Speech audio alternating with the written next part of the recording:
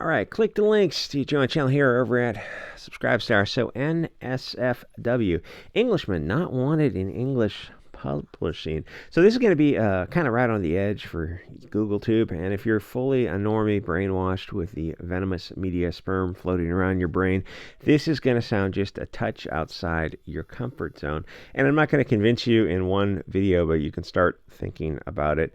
You're playing by the rules of parasites that hate you and want you dead. You can't continue to play by their rules. Why would you think you have to? Just because they've brainwashed you into thinking it's normal. It's like you can awaken from all this. You can wash this all off. And thankfully, the awakening is so much accelerated nowadays because there's so many avenues for the social media voices to get out. The media is toxic worms. Everything they say is poison. They've been setting the rules for 70 years. Admittedly, now they're losing influence, mostly because of social media. And people are starting to see the media as the lizard hybrids they are. Once you see them and realize that they hate you, you're free. You can start spreading the good news and awaken more people and join us, your tribe. I guess I should explain what's going on. So pretty much more of the same. Blonde man, bad. Blonde man just kind of being a stand-in for anyone blonde, red-haired, green, blue, hazel eyes, sort of thing. The Englishmen are not wanted in English publishing. They're being actively discriminated against. And I honestly cannot imagine what a normie thinks about all of this. I'm glad I had my awakening slowly over the years. Back in my day, you had to read books. Now you can get on my Telegram, and Wanderer will give you the links to his Gab, and you can get red-pilled in a few hours. And the thing is, the sunglasses never come off. It's a one-way journey, which is fine, because you don't want to be stuck in the Matrix. Once you see it, you see it. You just can't unsee it. That's the way of the world. So this UK publisher says no straight Englishman wanted in what was England. So the short version is, dear English people, you have the moral high ground here. You're going to have to do something unusual, but you have no choice. If you want to write, you have to form a European writers group. It's just that simple. You're being discriminated against and not allowed to publish here. What exactly are your options? Find your balls. Every other group has in-group preferences. They advocate for themselves. They do it. You can do it too. And don't let the worst people on earth tell you that, oh, no, you can't do it, but it's encouraged for every other group to do it. You just have no choice. This is just the modern day. It's something that's going to happen. You might as well get on board with it. You have to do the same. I understand if you're a soy boy vagina, then this is going to fall on deaf ears. You're not going to make it. That's fine. I can't imagine being a man just being such a bleeding pussy, but you have your life cucking to people who hate you, constantly trying to reach those moving goalposts. Just stop yourself and wait a minute.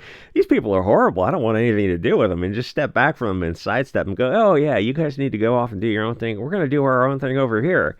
It's like, and that kind of gives them pause and they start backpedaling. It's like, wait, you guys want to do your own thing. Let's just have different Venn diagrams. They don't necessarily need to overlap. You don't need to be a cuck pussy. Those anti-white racists, they're evil. And it's incredibly freeing once you realize it. Then it's better when you find us, the far extreme right Hugo Boss gang. Oh, the people who don't hate themselves and actually love their own tribe? Yeah. It's wrong for you to do that, but it's okay for every other group to do that. Well, I mean, no, if it's okay for everyone to do it, it's okay for us to do it too. So who knows? Maybe European people need to form a Comicsgate type of publishing company. You have the high ground here. These parasites are actively discriminating against you. They're not shy. They're telling you who they are. You can believe them. They're evil people. It's good and moral to advocate for your tribe. You pretty much have to start advocating for yourself or get left behind. What? Please explain. Oh, well, you'll just get out of writing. But it's like, you're a writer. You enjoy writing. You want to be a writer. You want to publish. You want to be treated fairly. It's like, well, you're going to have to start your own group because these people have their own group and they're excluding you. And if you went into some other industry, they'd be excluding you there too. It's like, this is what discrimination is. You're being discriminated against.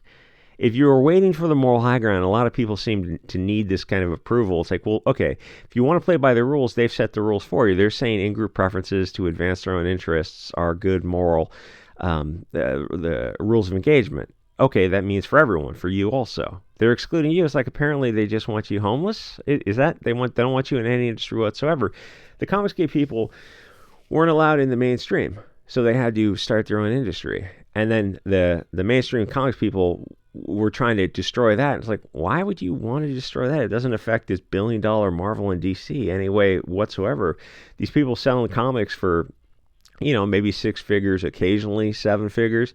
That's a drop in the bucket to Marvel. It's like, why do these insane, these who's that guy? Oh, I forget that guy's name. He's some crazy guy on who was writing just the stupidest comics on earth. It's like, that describes half the mainstream industry. I don't know. One of those nut jobs that was going after Zach. And then you look at like the stuff he was selling. It's like it was selling, by the fifth issue that got canceled, it was selling 900 copies or something. It's like, okay, wait a minute. You shouldn't even be in comics if you're selling 900 episodes of some mainstream comic. That's just taking up shelf. I mean, that's a bizarrely low number. It's like somebody is subsidizing you.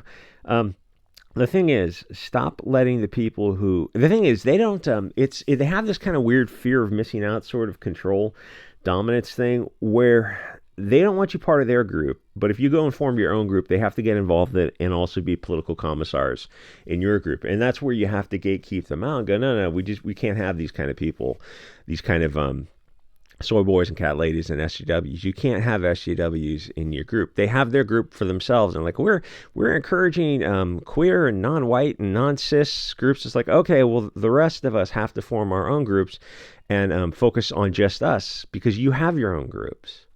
Like, surely, I mean, that's like anyone could reach that logical conclusion, right? It's like, for some reason, for some people, it's outside their comfort zone.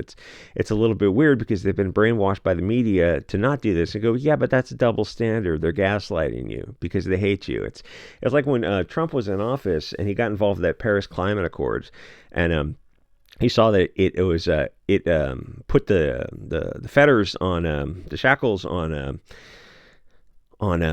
the West, but not on India and China for carbon emissions and type of stuff like that.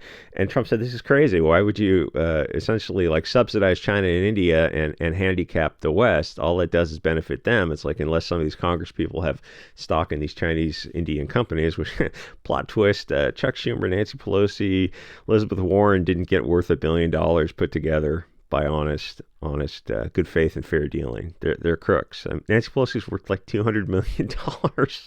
Holy shit, man. Yeah, vote your way out of that. You know what we'll do? We'll just vote harder. We'll vote harder next time. Okay, the thing with the climate accords is, so he pulls out of that, and I think Biden jumps back into that and goes, yeah, we're deliberately going to destroy the West's industry to benefit China so they can pollute more. You're like, if you have industry in America, it will abide by some carbon standards, some pollution standards to try to do it as cleanly as possible. Now, you're going to have to stop trade with China, but you're going to make this stuff in-house. It benefits your own country, and the pollution will be lower. They go, no, we're going to have all this stuff built in China. But China doesn't have any emission standards. And then you're shipping it over here. So in effect, like, the pollution is going to be orders of magnitude higher than if you just did it in America or Europe. And they go, that's right, but we're going to benefit China to the detriment of the Western countries. Like, who runs the West then? Anyway. Stop letting the people who hate you dictate the rules to you. The media are vermin. They want you dead. They discriminate against you and will call you racist if you do the same thing to them, but you have no choice. It's game theory 101. They don't want you to publish with them, and they don't want you to form your own group.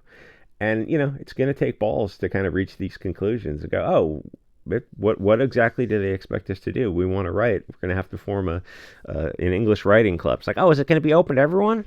No, it can't be. It's got to be for European people, because we're the ones we're the marginalized and oppressed. We're being discriminated against. And like, this is where they'll insert ad hominems, but you go, but these other groups are clearly discriminated against the European people. We have to form groups to publish our material. Oh, Nazi says what? We're being discriminated. Eventually you have to bring it to people's attention. And, if you're dealing with reasonable adults, they'll reach the same conclusion. You're not in England anymore. This is bullshit 1984 England, where your country has been subverted out from under you. you're not going to talk these people out of their racism. They're sick, brainwashed people. You did nothing to them, and they feel comfortable openly discriminating against you, and it's only going to get worse. You have to set something up, some organizations. All it takes is someone to get the ball rolling.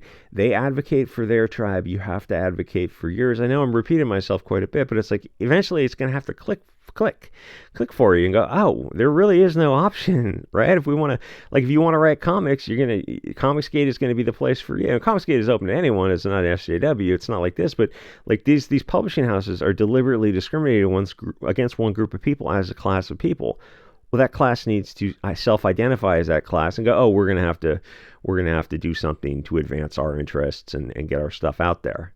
Yeah, that's just a logical conclusion. And anyone who says you can't do that, look at them and go, oh, you're just hateful people. They're just bigoted, discriminatory people against you. Yeah, obviously they are.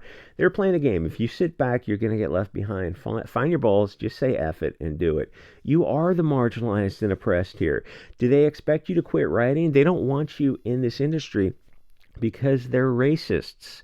Yes, they're the bad guys the whole time. All of what they accuse you of is what they're actually doing. I promise you that if you start a group for European victims of anti-white racism, you will start the ball rolling when other people realize that most people are ready to form an alt economy. And no, they'll lose their freaking minds if you start, and they're not going to like it when you turn the tables. But pray tell, what choice do you have? These people hate you. Accept it and move on beyond needing their approval or even interacting with them at all, and start creating your own group to form a parallel economy. If you have an alternative to this, please let me know. And the thing is, if you're really a soy boy cuck pussy and you're drinking the Kool-Aid, then you would rather literally be homeless, blowing your wife's boyfriend than actually advocate for yourself. Like if you're that broken, then this is probably not going to reach your ears. But I know there are a lot of people on the fence who are looking around and going, okay, this kind of makes sense. It's like it is kind of an uncomfortable conclusion. It's like it's a shame this wasn't, like, we couldn't all get along. It wasn't working out. But the thing is, high trust society, even if it's on a micro or macro scale, it only works with high trust people with order and structure and laws, keeping this stuff in good working order. Well regulated. Remember the 200-year-old definition? But it doesn't work. Like, I was thinking, as soon as you saw affirmative action kick in America, you should have known that the system was over right there, because that's not fair, that's not equitable, that's not merit. And they try to use a lot of doublespeak, and you go, oh, but the Supreme Court allowed it. It's like, well, then they were wrong. It's like with abortion and the 14th Amendment argument. You can look, but they're the Supreme Court. They're so smart. And you can look at, no, they're wrong. They made a mistake, or they have somebody who is interesting them. Somebody's doing something from the outside to manipulate them, or they're just wrong. They made a mistake. And just because it's like, you don't let that appeal to authority convince you. If their argument doesn't convince you, then their standing shouldn't convince you. The Supreme Court has been wrong several times. Affirmative action, as soon as that came in, you should have known that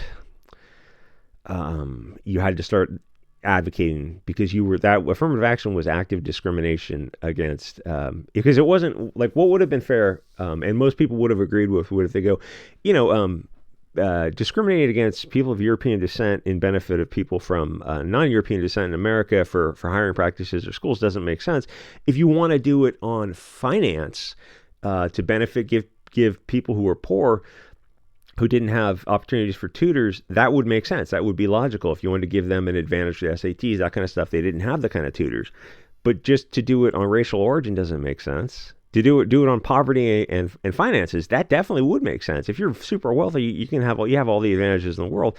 But they didn't do it, and it went to the extent of, if you were of a certain group, and it didn't matter how wealthy you are, you could have had all the tutors, the best schools, you were still able to get into a school with lower grades. Even if you got there and you eventually flunked out, like, you were just wasting everyone's time. It's like, that didn't make sense. And it got passed anyway, decades ago.